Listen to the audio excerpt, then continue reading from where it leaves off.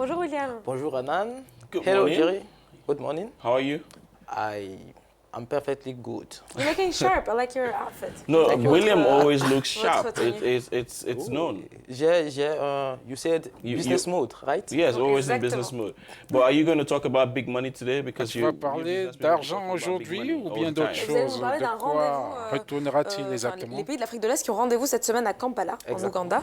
Et vous nous dites que le sujet qui sera à la une des discussions, eh bien, c'est lié au marché de la fripe, les habits usagés et importés des États-Unis.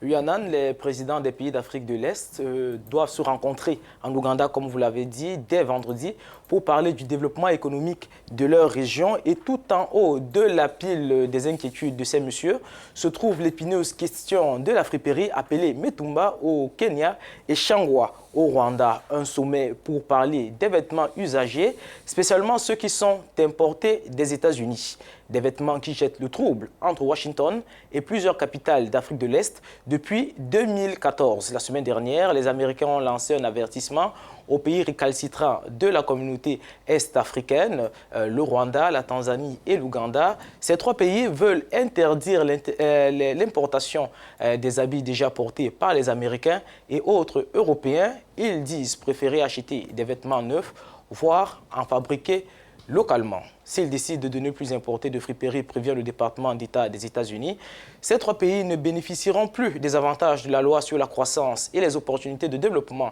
en Afrique, une loi plus connue sous son sigle en anglais, AGOA. Et puis, en guise de rappel, je vous rappelle que l'AGOA a été adoptée en l'an 2000 à l'initiative du président américain Bill Clinton. Son rôle est de faciliter et de réguler les échanges entre les États-Unis et l'Afrique. Et bien entendu, l'AGOA est présentée comme une opportunité pour l'Afrique, Jerry.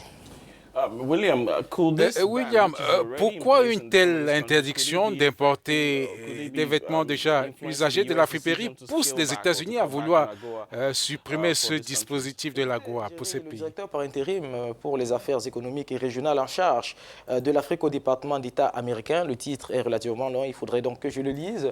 Il s'est exprimé sur la question la semaine dernière et regardez ce qu'il a dit lors de cette conférence téléphonique. Les dirigeants du Rwanda, de la Tanzanie et de l'Ouganda vont se rencontrer cette semaine pour se prononcer sur cette question. Alors, j'aimerais savoir leur décision, a-t-il dit. Ils ne sont peut-être pas encore parvenus à un consensus.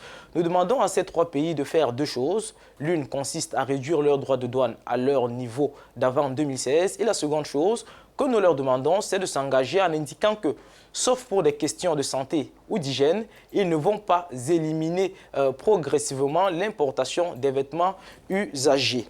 Traduction, si un vêtement usagé importé des États-Unis ne vous rend pas malade, il faut continuer à en importer. Je vous concède qu'il ne s'agit pas d'une explication. L'explication, elle est essentiellement économique et elle est toute simple. Le marché de la friperie est une vraie manne financière qui pèse à l'échelle globale, selon le journal britannique The Guardian, 3,7 milliards de dollars et qui crée jusqu'à 40 000 emplois directs aux États-Unis. Eh ben, c'est intéressant tout ça, monsieur William. Tout à fait.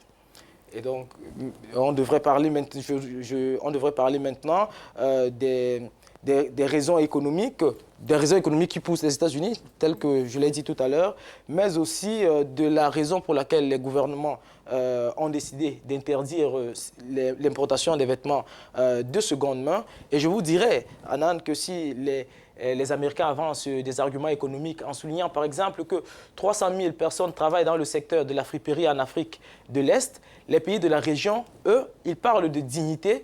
Ils disent ne pas comprendre pourquoi ils continueraient à dépenser 300 millions de dollars chaque année pour acheter de la friperie en provenance des États-Unis et d'autres pays européens.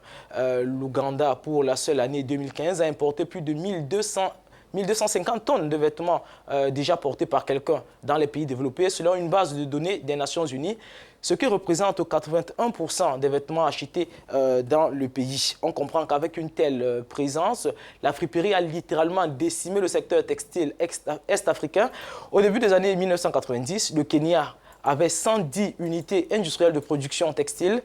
Il n'en restait plus que 55 en 2006. Pour redresser la barre, les pays d'Afrique de l'Est se sont donnés jusqu'à l'année prochaine 2019 pour supprimer toutes les importations de vêtements et de chaussures de seconde main.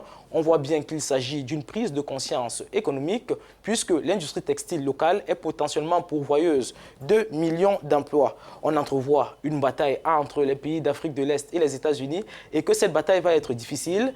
Elle dure depuis 3 ans.